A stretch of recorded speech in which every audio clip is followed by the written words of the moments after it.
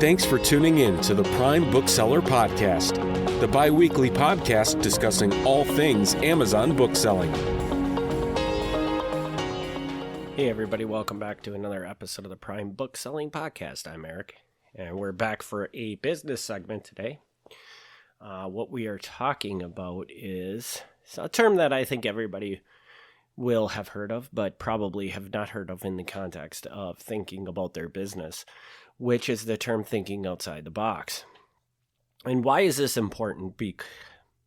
Because basically, how I'm going to describe this is that as an entrepreneur, no matter what business you're doing, even if it is as simple as, well, some people would say that selling books on Amazon is simple, but you can make that as complex as you want, because there are some pretty impressive businesses out there that are selling books on Amazon. But there's a really bad way of running a business, and we talked about this a little bit in another episode. I can't remember specifically what the episode was, but where I talked about how everybody kind of plays in a red sea, and you want to get over to the blue sea. Well, one of the key ways to get over to the blue sea is to think outside the box, because if you're just simply going to go into your business and copy what everybody else is doing, i.e., if you're listening to this podcast and copying the strategies that are talked about basically exactly the way they are, you are not going to have success, because guess what? There's other people listening to this podcast. They all have the same information. So if you all copy this method completely 100% the way it's being done, you're just creating a new Red Sea, and you're competing with a bunch of people that you don't want to be competing with. So thinking outside the box is, think of it as the world of Amazon bookselling, and then there's think of the world of Amazon bookselling as a circle, a big circle. In the middle of that circle, there's a box. And that's everything you hear about on the internet. That's everything you can learn about through books, blah, blah, blah. And that's where like 98% of the people are sitting. They're sitting right in that box, and they're all fighting over things. They're fighting over sales within that box, but there's so many of them, it's really hard and stuff like that. And what I would encourage you to do as an entrepreneur is to stop, while you're in that box, look around and see if you can find a way outside that box into the circle.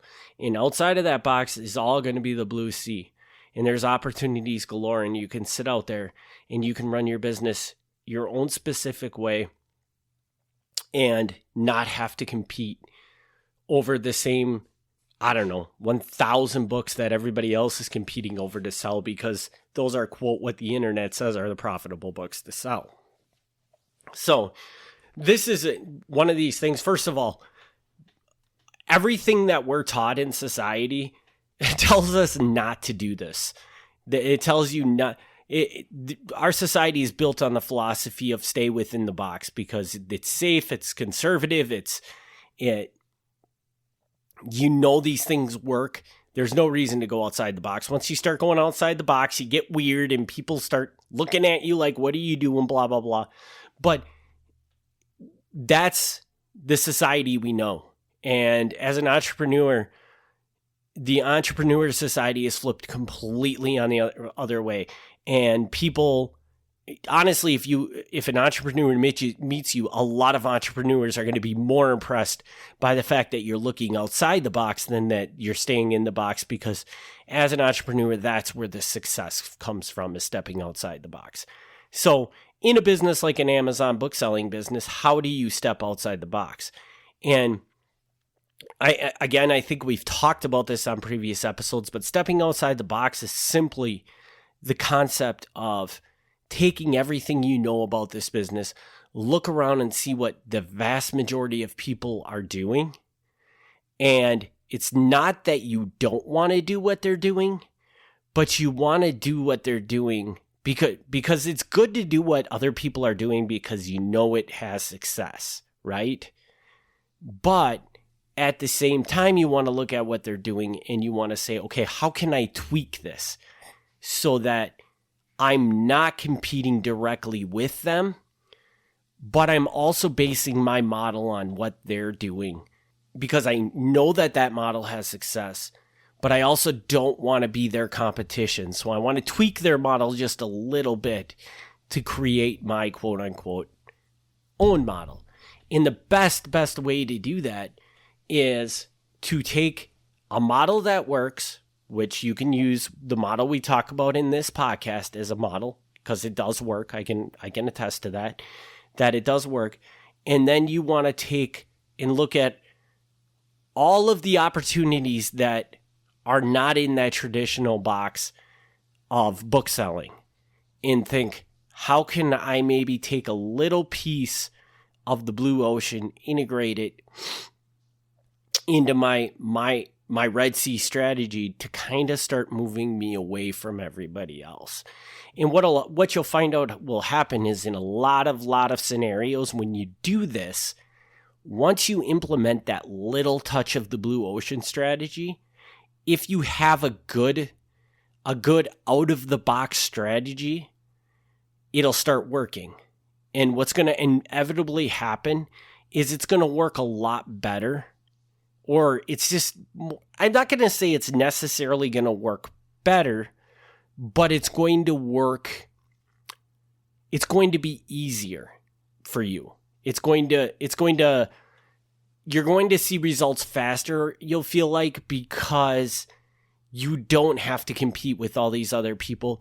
That eventually what's going to happen is you will kind of see yourself separating from that box and going more to that blue ocean over time, just because I can sit here and I can compete with a million other sellers, or I can just do this other thing where and I should clarify that when I say a blue ocean strategy, there's probably not much you can do that somebody else isn't doing. But the big thing is that you want to be doing something that not everybody is doing. You don't want to pick that big thing that everybody's doing. You're going to be doing something else that, yeah, there's probably other sellers out there doing it, but you're not hearing about it. You're not, because it's just not as big of a thing. But that's where all your success is going to come from, because guess what?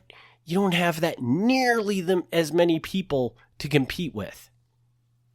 So this is, again, first of all, just by the way we're taught in society and by the way we're designed, this is a very, very hard thing to do because, again, we are taught to not sway outside that box.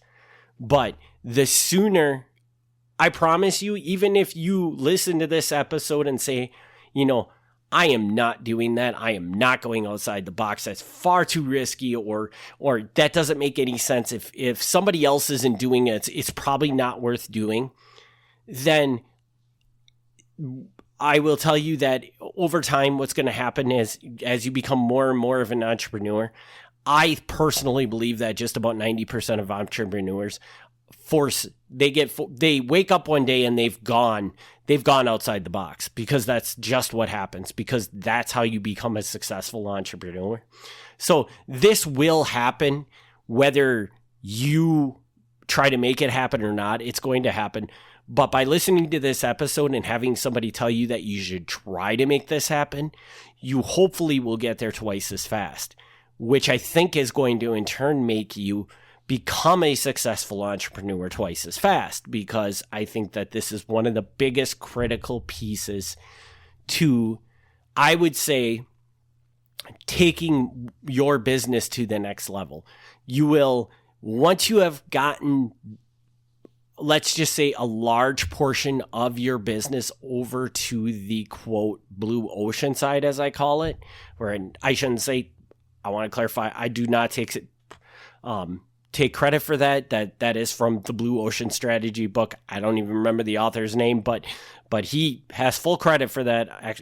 So I'm not saying that that's my thing. But anyways, as you move more of your business over to that Blue Ocean Strategy, that's where you're going to see your business really, really start to take off. And like I said, I think that everybody inevitably does this in their business, but by you listening to this podcast and acknowledging it and having it in your brain that this is something you should be thinking about, I hope that you can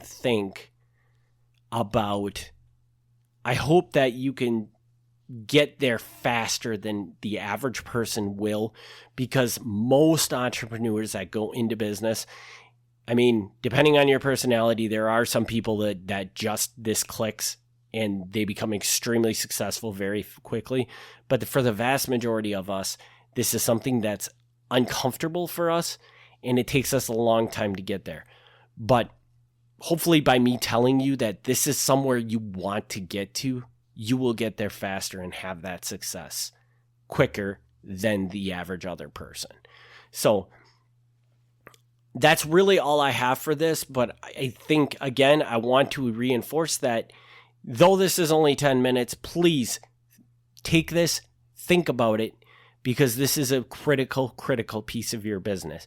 And again, I think I've said this about many of times about these big business segments of the podcast. I know that these have nothing to do with Amazon specifically, but I personally do believe that these are the lessons that if 20 years from now, if you're a very successful Amazon seller and you look back at this podcast and say, and I hope that you have the thought that this podcast helped you get there, these are the lessons that are going to be the big things for you. It is not going to be the things teaching you how to do things on Amazon, because Amazon is just a platform, and it's very limited on how much stuff you can, it's a platform you put product on and sell. Now, there is better, more optimal ways to do that and less optimal ways to do that. And it's important to understand all the different ways to do it and how you can maximize profits, blah, blah, blah. But when it comes down to building your business, Amazon has they have a huge factor in that, because they're going to be selling the vast majority of their product. But understanding the platform, having a strong understanding of the platform is not going to open up opportunities for you, because it's just that. It's just a platform to plug stuff in. All of the growth and all the systems that are going to truly make your business take off happen on your business end, on the side of your business, and those are far more important than understanding the way the Amazon platform works. So you're going to find out right now, you might be in a place where you're like, I got to learn all this Amazon stuff and it's so daunting and stuff like that. That's going to come to an end at some point in time. It's not going to come to an end, but it's going to greatly shift, where you have to think outside the box and come up with new strategies to get new inventory and stuff like that. And how the Amazon platform is going to play a role into that. But more importantly, just having a good understanding of how to think outside the box and come up with these new systems is going to be far more important than understanding the way Amazon works. So in the end, yes, you do need to know all this Amazon stuff we talk about, so that you can protect yourself from some of the negative sides of selling on Amazon, as well as just understanding how to get the product out there and get it for sale. But the most important thing is for you to build the skill to be a good entrepreneur, so you can think of, when you hit that point where maybe right now I'm sourcing this way. Well, I'm coming to a point where I can't source any more inventory that way. So that's where your business entrepreneur thing has to kick in, which has nothing to do with Amazon. And you have to start creating new systems, new ways to source inventory. And the best way to do that is to not confine yourself by the boxes that the people out there on the internet telling you how to do this stuff are setting for you. I'm setting a box for you.